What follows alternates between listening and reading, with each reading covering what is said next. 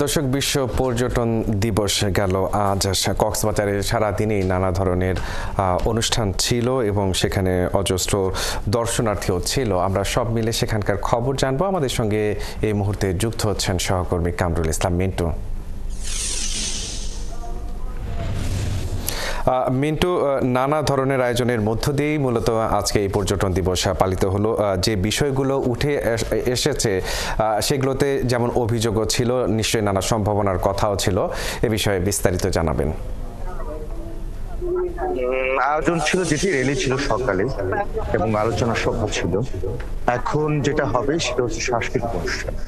এই তো কক্সবাজার বিশ্ব পর্যটন দিবস উপলক্ষে দেশের সবচেয়ে পর্যটন শহরের অবস্থা হচ্ছে এটি, এবং কক্সবাজার যে হোটেল মোটেল কটেজ আছে সেখানে কিছু আয়োজন আছে, কিছু কিছু হোটেলে ডিসকাউন্ট দেওয়া হয়েছে, অনুষ্ঠান আছে। বিপুল সংখ্যক মানুষ, আপনি দেখেন যে এখানে বিপুল সংখ্যক পর্যটক আছেন, বা সবচেয়ে বেশি পর্যটক স্থানীয়, অর্থাৎ কক্সবাজারে এই ছুটির দিনে পর্যটন দিবস উপলক্ষে যে পরিমাণ পর্যটক আসার কথা, যে ধরনের অনুষ্ঠান হওয়ার কথা, সে ধরনের কোনো অনুষ্ঠান হয়নি, আয়োজন করা হয়নি। এবং এটার অজুহাত হিসেবে প্রশাসন থেকে যেটা দেওয়া হচ্ছে যে দেশের বর্তমান রাজনৈতিক প্রেক্ষাপট পরিস্থিতি বিবেচনায় কিন্তু তারা কলাবরটা একটু ছোট করে ফেলছে। কিন্তু এই অবস্থা তো আমরা দীর্ঘ সময় ধরে দেখছি, 4-5 বছর ধরে কক্সবাজার যারা পর্যটন সংশ্লিষ্ট ব্যবসায়ী আছেন তারা বলছেন কক্সবাজার বড় ধরনের কোনো আয়োজন হয় না, বিশেষ কোনো বিনোদনের ব্যবস্থা নেই, শুধু কক্সবাজারের সমুদ্র ছাড়া। এজন্য কক্সবাজারের আসা পর্যটকরা সবসময় অসন্তুষ্টির কথা বলেন। বিদেশি পর্যটকদের একেবারেই কমে যাচ্ছে।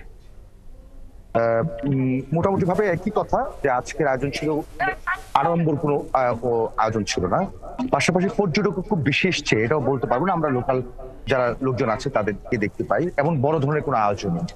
এবং এখান থেকে পরিবর্তন আসা দরকার।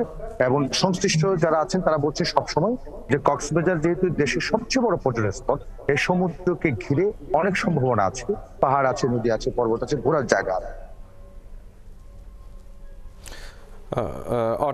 অর্থাৎ যে সম্ভাবনার কথা বলেছেন অনেকেই, সে সম্ভাবনাকে কাজে লাগাতে হলে নিশ্চয়ই পুরো এই পর্যটন খাতকেই ঢেলে সাজাতে হবে।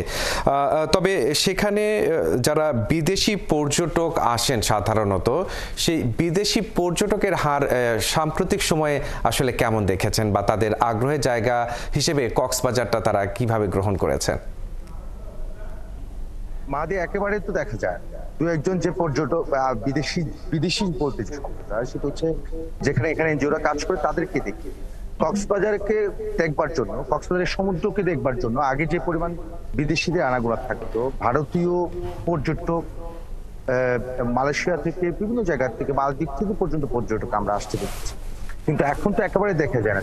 তার জন্য তাদের মন্তব্য নেওয়ার সুযোগ নেই। এই জন্যই তো বারবার বলা হচ্ছে যে পর্যটন সংশ্লিষ্ট যারা আছেন বিদেশিদেরকে আকৃষ্ট করতে না পারলে কক্সবাজারের পর্যটন বিকশিত হবে না। তাই জন্য কক্সবাজারে তাদের মতো করে কক্সবাজারের যে বিনোদনের ব্যবস্থা, বিভিন্ন ধরনের তাদের যে রিকোয়ারমেন্ট, সেগুলো ফুলফিল যতদিন পর্যন্ত হচ্ছে ততদিন পর্যন্ত কক্সবাজারের অবস্থা, পর্যটন শিল্প বিকাশে অন্তরা হয়ে থাকবে, সে কথাই বলছে। এই জন্যই তারা বারবার দাবি করছে এই পর্যটন শিল্প সে মানদাতা আমলের সনাতন পদ্ধতি থেকে বের হয়ে একটা আধুনিক পর্যটন শিল্প বিকাশ পথে হাঁটবার পরামর্শ দিয়েছেন। যদিও বা সম্ভাবনা তৈরি হয়েছে, রেল স্টেশন তৈরি হচ্ছে, এক্সক্লুসিভ ট্যুরিজমের কাজ চলছে, কক্সবাজার আন্তর্জাতিক বিমানবন্দর হচ্ছে, কিন্তু অভ্যন্তরে কক্সবাজারে এসে কি করবেন এই জায়গাটা এখনো পর্যন্ত বিনোদনের কি স্পট আছে সমুদ্র ছাড়া, এটা নিয়ে বারবার কথা হচ্ছে এবং এটাকে পরিবর্তনের কথা বলা হচ্ছে। অর্থাৎ ব্যাপক এই খাতে সংস্কারের কথাই বলছেন এই পর্যটন খাত সংশ্লিষ্টরা। নিশ্চয়ই প্রশাসনের সেই বিষয়টি নজরে রেখেই তারা যথাযথ ব্যবস্থা নেবে, আমরাও সেই প্রত্যাশা করি।